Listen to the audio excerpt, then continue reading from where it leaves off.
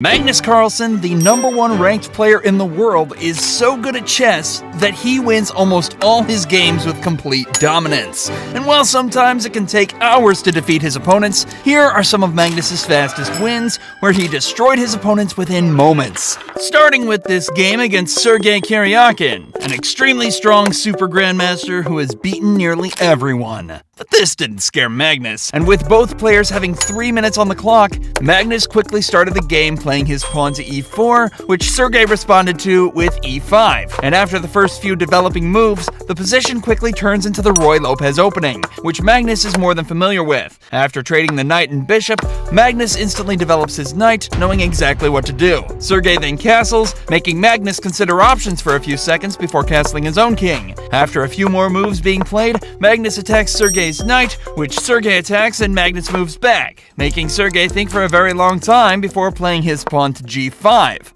A big mistake. Magnus plays his pawn to g4, attacking Sergei's bishop, and while the best move for Sergei here is to take Magnus's bishop, he retreats. Another mistake.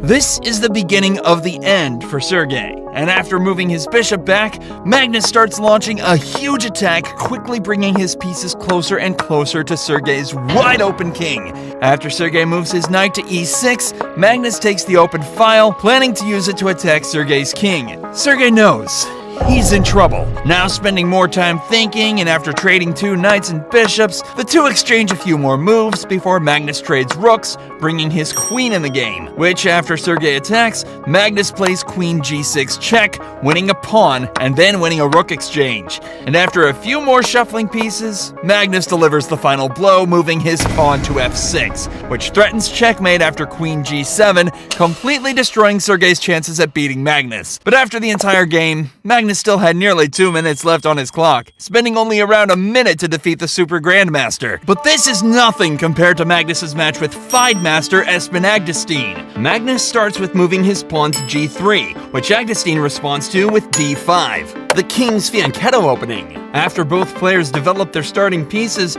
Magnus strikes the center, moving his pawn to e4. A few more pieces are developed before both players castle, and a set of pawns are traded off. Magnus here plays c4, aggressively pressuring his opponent to take the pawn.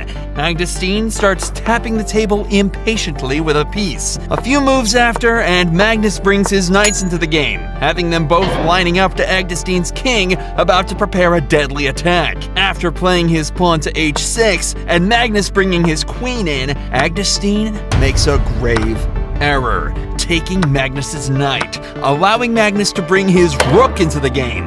Magnus then lines up his rook to Agdestein's king, looking for checkmating possibilities. Agdestein then moves his king to h8, allowing Magnus to grab a free pawn before trading the knight and bishop, bringing his queen closer to Agdestein's king. Magnus is now just looking for the killer move, which he finds after moving his rook to g6, which after Agdestein thinks about, defends by moving his knight to f6, which does nothing. Magnus takes Agdestein's pawn with his bishop before forcing a trade in pieces, allowing Magnus to deliver a forced checkmate. Magnus Carlsen only used 18 seconds to destroy this chess master. But in Magnus Carlsen's next game, he was about to defeat Bill Gates, the richest man alive, while only using 12 seconds on the clock. Bill Gates, having the white pieces, confidently started with e4. Magnus responds by moving his knight to c6 before Bill moves his knight to f3. Magnus plays d5, quickly pressuring Gates to either take his pawn or be taken, which Gates responds to with a third option, defending the pawn with his bishop. Magnus starts with knight f6, adding more pressure on Gates' pawn, before the d and e pawns are finally traded off, bringing Magnus' queen into the equation. Magnus' pieces were starting to come active, while Gates' pieces seemed pretty passive. Gates then attacks Magnus' queen, which Magnus almost immediately moves out of the way. This move seems to confuse Bill Gates. Looking at the chessboard, not being able to see which move to play, it's in this position Bill Gates decides to castle. The worst possible move in the position, with Magnus' pieces already surrounding his king. Magnus plays bishop g3, putting a double pin on Gates' queen, while also threatening some nasty attacks. Magnus instantly brings his knight in. He takes Magnus' seemingly free bishop, which Magnus expects, and while everything seems safe to Gates, the position is completely lost, and with Gates taking Magnus's knight, like a complete beginner, Magnus Carlsen delivers the final move, Queen H2 checkmate. Oh, that was quick. Oh, that was bad. He managed to defeat the richest man in the world in only 9 moves, using less than 12 seconds.